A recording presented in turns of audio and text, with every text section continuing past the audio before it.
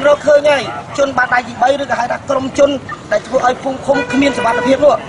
បានប្រព្រឹត្តបទល្មើសមកលើប្រជាពលរដ្ឋដែលជិះម៉ូតូតាមផ្លូវដែលរត់ម៉ូតូដប់ឈប់ឈរមើលការតវ៉ាក៏ត្រូវពួកគាត់វាយហើយគាត់វាយរហូតដល់ម៉ាស៊ីនថតរូបរបស់ជនបរទេសវាយទៅលើអ្នកយកព័ត៌មានឡាយសម្ងានរបស់លោកនៅលើ VOD វាយដែលយកព័ត៌មានប៉ុស្តិ៍បាយ័នអញ្ចឹងនេះជាប៉ុស្តិ៍តាងគ្រប់គ្រាន់មិនបាច់បកស្រាយទេ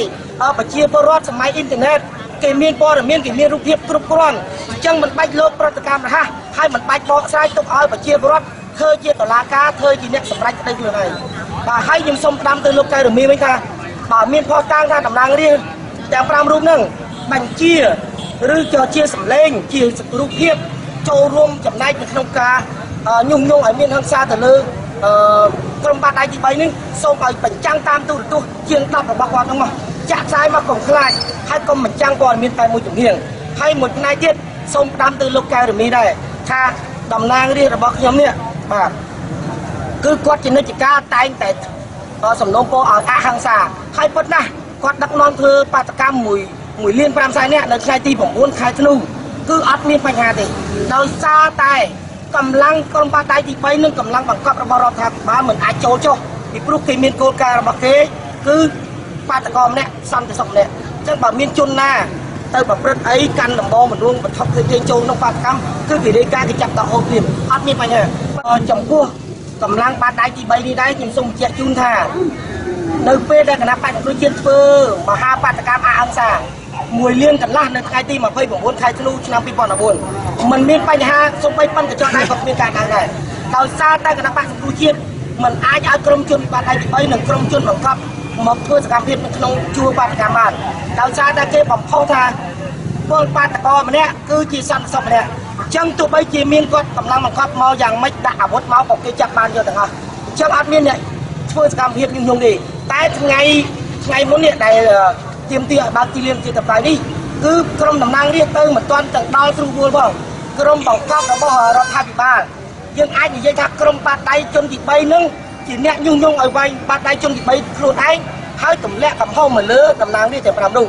អញ្ចឹងចំណុចហ្នឹងខ្ញុំនៅក្នុងហេតុការណ៍ហ្នឹងដែរខ្ញុំបានឆ្លងមើលដែរខ្ញុំមិនមែនពូជពងអ្នកប្រឹងសាទេប៉ុន្តែខ្ញុំជាពូជពងស្រឡាញ់យុត្តិធម៌ជាពូជពងឈាមខ្មែរស្នេហាជាតិអ្នកសាងអង្គរវត្តបាទអញ្ចឹងខ្ញុំសូមផ្ដាំទៅរាជរដ្ឋាភិបាលថាឲ្យឈរលើភាពយុត្តិធម៌បើធ្វើអ្នកដឹកនាំគេឲ្យប្រកាន់នៅគុណធម៌ប្រកាន់នៅសច្ចភាពបាទបើមានផលតាំងណាថាតំណាងរាស្ត្រទាំង5រូបហ្នឹងជាសម្លេងក្តីជាសកម្មភាពក្តីញុះញង់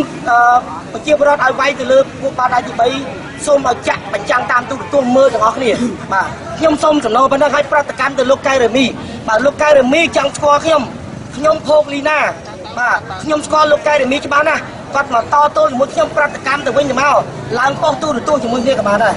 បាទអញ្ចឹងខ្ញុំសូមប្រាំទៅលោកកែវរមីប៉ុណ្ណឹងបាទត្រីមកទល់ម៉ោង11:10 នាទីនេះ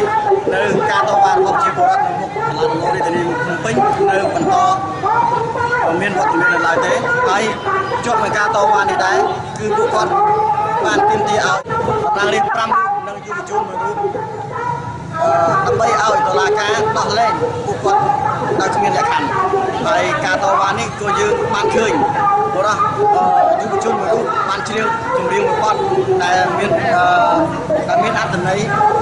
ដើម្បីឲ្យតុលាការយុត្តិធម៌ហើយយុវជននេះដែរគឺជាយុវជន1រូបដែលមានសម្លេងស្រដៀងទៅនឹងលោកជំសខាដែលជាអនុប្រធានគណៈបក្សសង្គ្រោះជាតិសូមស្ដាប់សម្លេងបទចម្រៀងរបស់គាត់ដូចតទៅค่าជាង1000 លានដុល្លារមែនទេបងប្អូនបាទค่าជាង1000 លានដុល្លារការចាប់ខ្លួនក្រុមការពារសិទ្ធិមនុស្សអត់ដែលចំណេញសម្រាប់រដ្ឋាភិបាលរបស់លោកហ៊ុនសែនទេ